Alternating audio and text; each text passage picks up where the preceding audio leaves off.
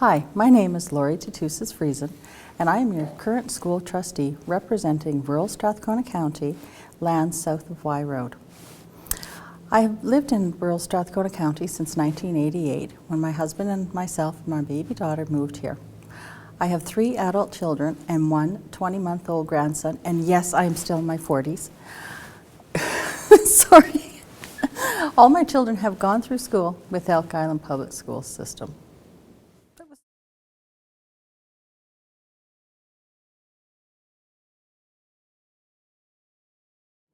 I am already your school trustee representing rural Strathcona County south of Y Road.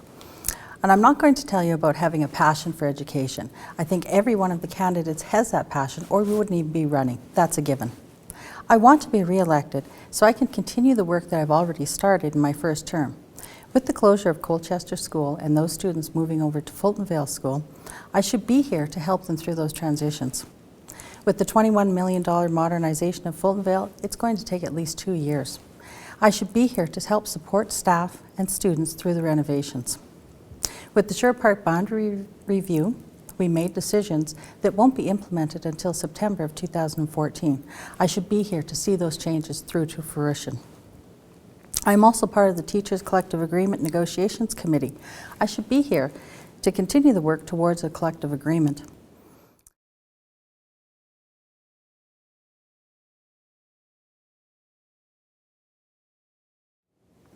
Well, obviously the number one issue is a lack of funding and predictable and sustainable funding.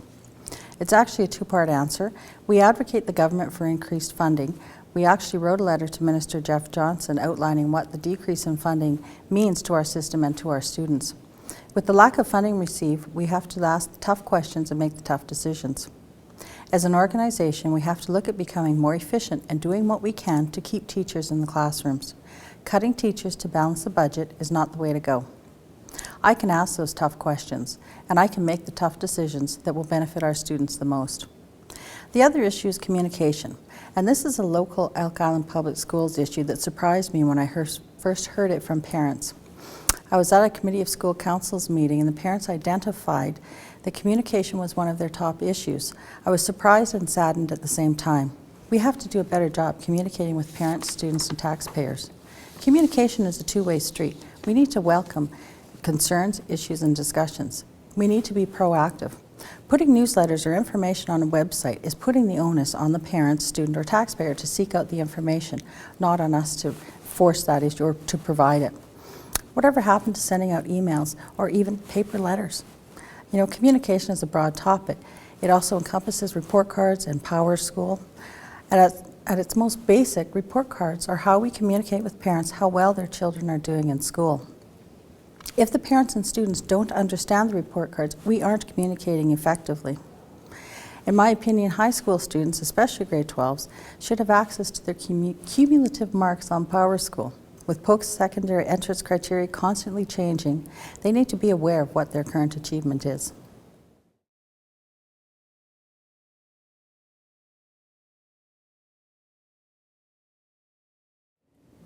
Well, there are different ways that we advocate for public education in the division.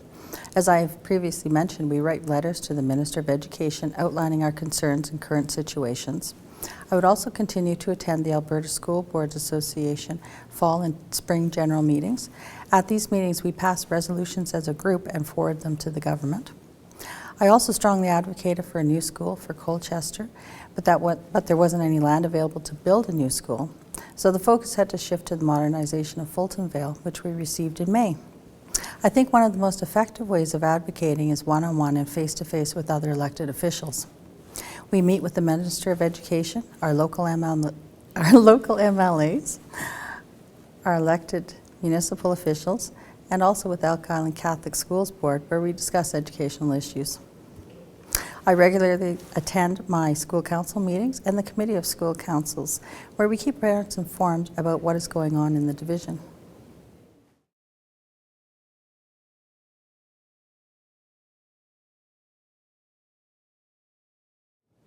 We should have an open, honest, and transparent relationship based on trust and communication. I think I've already spoken about how important I think communication is, as I identified it as one of the issues facing this division. But I want you to know that I always love hearing from parents, taxpayers, and especially our students. I also think that as a division, we should be more open to dialogue between our various groups. I would love to hear from teachers, principals, and staff. Remember, we are all working towards the common goal, success for every student. You can always email me or call or leave a message.